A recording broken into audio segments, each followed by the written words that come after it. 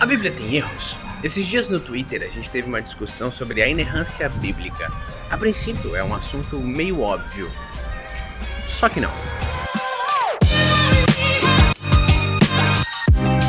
Como cristão, a gente acredita que a Bíblia é a palavra de Deus. É óbvio que ela não tem erros. Mas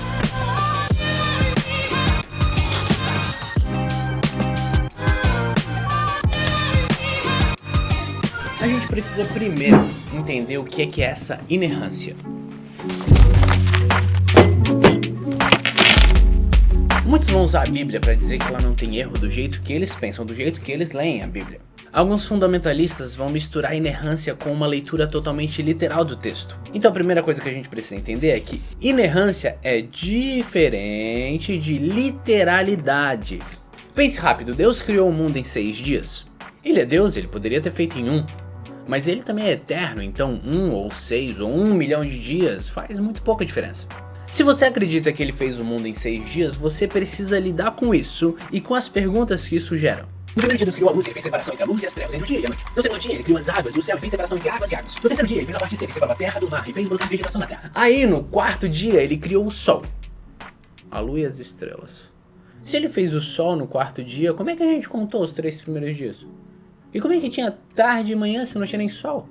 Você pode dizer que Deus tinha um smartwatch. Ou simplesmente que ele é Deus e ele não precisa do sol para fazer uma tarde, uma manhã e ele sabe contar sozinho.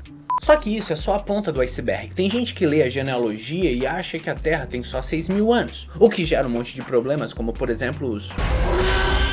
E também os... Fora os... E tem aqueles que leem Salmos e acham que a gente vive numa terra plana, dentro de um dome, em cima de colunas, e toda uma teoria conspiracionista, onde os foguetes da NASA são tudo uma grande ilusão. O fato é que a gente precisa ler a Bíblia e entender o que ela está falando. Tem 2 palavrinhas meio mágicas que são exegese e hermenêutica. Basicamente a capacidade de ler, entender e interpretar o texto. Quando o salmista está escrevendo uma poesia em forma de canção, ele está sendo tão literal quanto você, dizendo que está com tanta fome que comeria um elefante. A verdade é que para um povo que diz amar a Bíblia, a gente lê esse livro muito pouco. E Deus nos instrui não a só ler, como meditar nela de dia e de noite. E entender que ela é inerrante em tudo que ela quer ensinar. E que o Espírito faz ela ser mais afiada que uma espada que penetra o mais profundo da alma e transforma uma vida.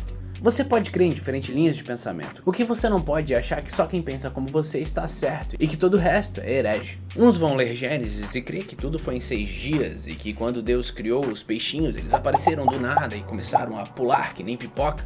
Outros vão crer que quando ele disse produz as águas, seres viventes, lá no mais profundo dos mares, com pressão inimaginável, as águas começaram a literalmente produzir vida. Algumas ideias vão ser diferentes, mas o que faz o meu coração suspirar é o que o texto diz. Que quando não existia nada, nem cima nem embaixo, nem lado nem tempo, nem matéria, nem energia, nem antes nem depois. No princípio, criou Deus os céus e a terra.